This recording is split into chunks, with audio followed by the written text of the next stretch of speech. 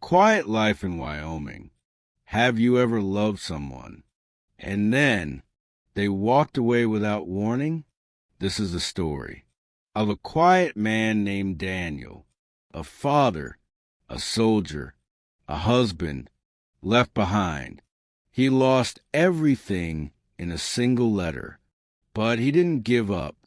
This story is about pain, about healing, and about finding peace when you least expect it. Stay with us. You'll learn English, and maybe you'll learn something about strength too. Let's begin. Daniel Hayes was a man of few words. He lived in northern Wyoming, where the winters were long and the skies stretched endlessly. His home sat at the edge of a pine forest, not far from the mountain ridge. He was 45 years old, a retired Marine, and now a respected trauma nurse at the county hospital. He had a calm presence. His hands were steady, his voice low. Patients trusted him. Neighbors respected him. His two boys, Liam, 13, and Jack, 9, loved him more than anything. And he loved his wife, Madison. At least he used to. They had been married for 16 years. She was beautiful, warm, and kind, or so he believed. They had met while he was stationed overseas. She was a teacher, visiting family abroad. They fell in love fast, got married within a year, moved to Wyoming for peace and space. For a while they were happy. Campfires in the backyard, holidays in town, weekends at the lake. Madison homeschooled the boys while Daniel worked night shifts at the ER. But over the last 2 years, things had changed. She was always on her phone. She became distant. She spent weekends in the city visiting her sister. Daniel tried to ask about it, but she said she was just tired.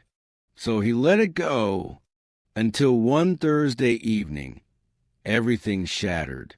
Part 2, the empty kitchen. Daniel had just come off a 12-hour night shift. He was bone-tired, smelling like disinfectant, ready for coffee and a hug from his boys.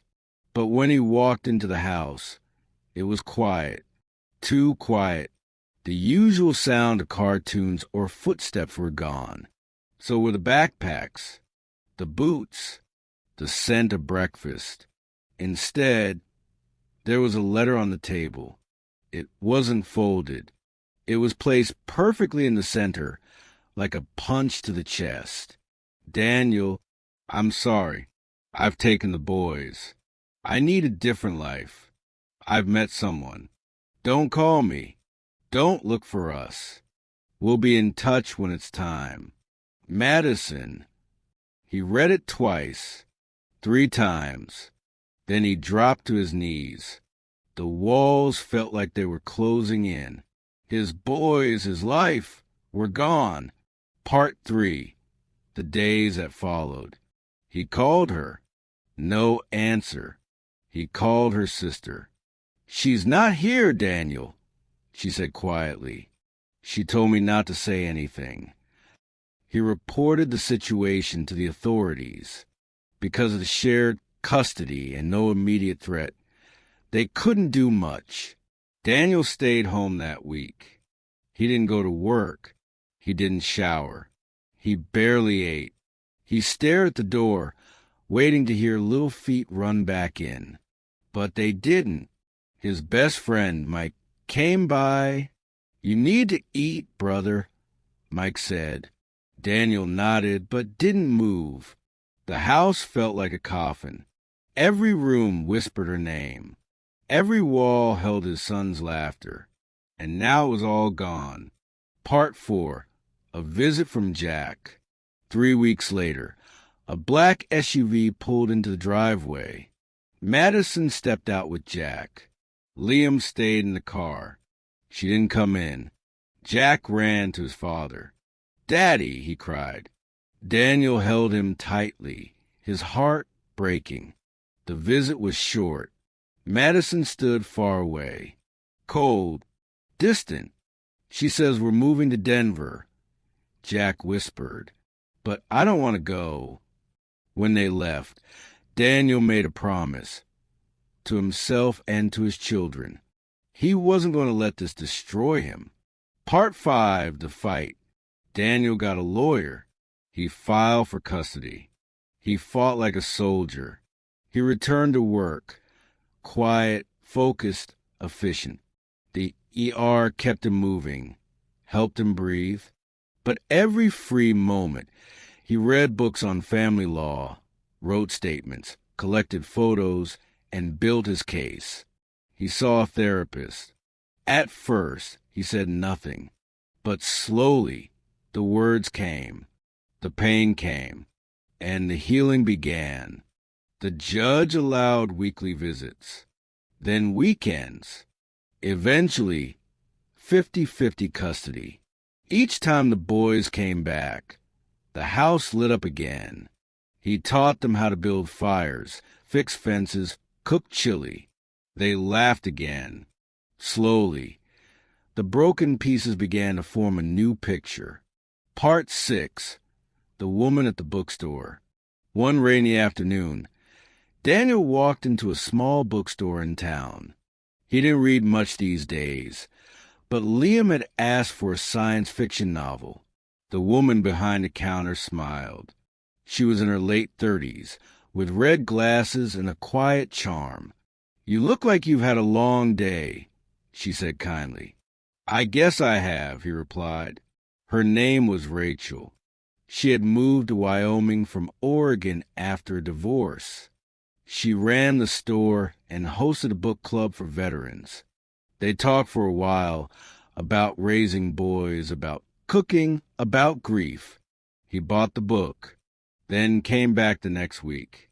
Then again, Part 7, Finding Joy Again. Rachel never pushed. She listened. She laughed at his dry jokes.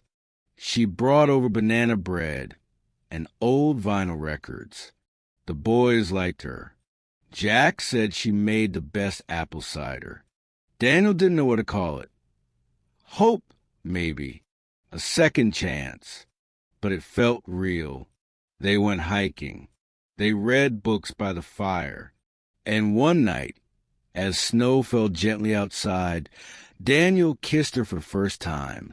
It wasn't loud or fiery. It was quiet, honest, safe. Part 8, Madison's regret.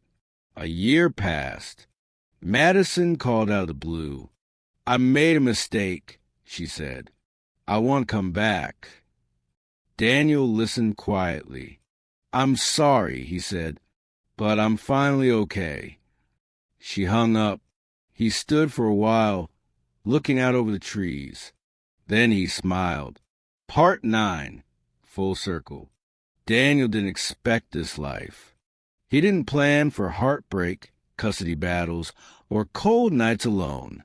But he also didn't expect to become a better man through it.